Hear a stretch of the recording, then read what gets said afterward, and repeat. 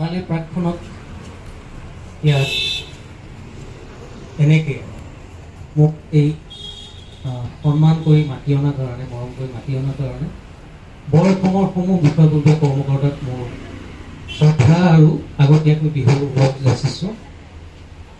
এটা অভিনৱ এটা আয়োজন হ'ব।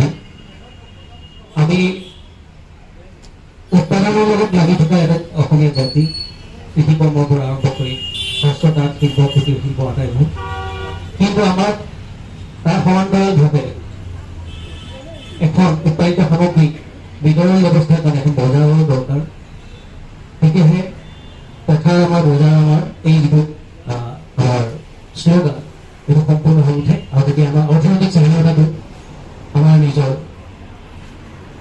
দখলত আহে আৰু ইয়ে আমাক স্বাৱলম্বী হোৱা এটি আগশাৰী জাতি বুলি বিশ্বমুখী হোৱাত আগবঢ়াই নিয়াত সহায় কৰিব আৰু নতুন প্ৰজন্মক ই উৎসাহিত কৰিব। গতিকে বৰ অসমৰ এই সুন্দৰ পদক্ষেপ, আৰু তাৰ লগে লগে মই দেখিছোঁ প্ৰায়খিনি আমাৰ আইদেউ বাইদেউ, আইন মাতৃসকলে আগভাগ লৈছে। নাৰী শক্তিৰ সঁচা অৰ্থত জাগৰণ বুলি ক'লে আমি এনেকৈ এটা আৰ্হি বা এটা আদৰ্শ হিচাপে ল'ব লগা এক সুন্দৰ পদক্ষেপ বৰ অসমত। আটাইখিনি ইয়াত যিখিনি বিষয়ববীয়া আছে, লগতে এই ঠাইডোখৰত এই উৎপাদিত সামগ্ৰীসমূহ থলুৱাভাৱে উৎপাদিত বা নিৰ্মিত সামগ্ৰীসমূহ, লগতে খাদ্য সম্ভাৰ আমাৰ জাতিৰ চিনাকি পিঠা পনা, লাড়ু, দৈ, এই আটাইবোৰ ৰাইজৰ বা উপভোক্তাক খুব সুন্দৰকৈ সহজভাৱে অতি কম কষ্টত আৰু ন্যায্য মূল্যত ৰাইজে লাভ কৰিব। গতিকে এয়া আমাৰ সুন্দৰ এক আদৰ্শ।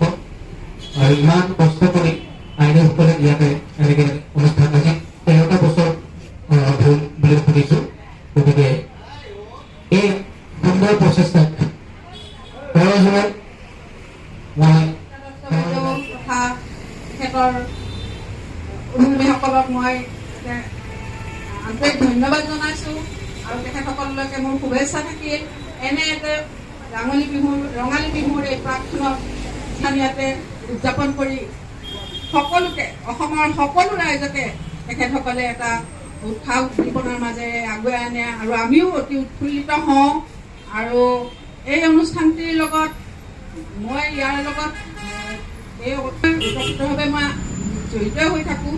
তথাপিতো আজি 2 বছৰৰ পৰা তেখেতৰ যিটো আগ্ৰহ, তেখেতৰ যিটো কৰ্মমুখী, তেখেতৰ চেষ্টা, তাৰ প্ৰতি মই শলাগ লৈছোঁ।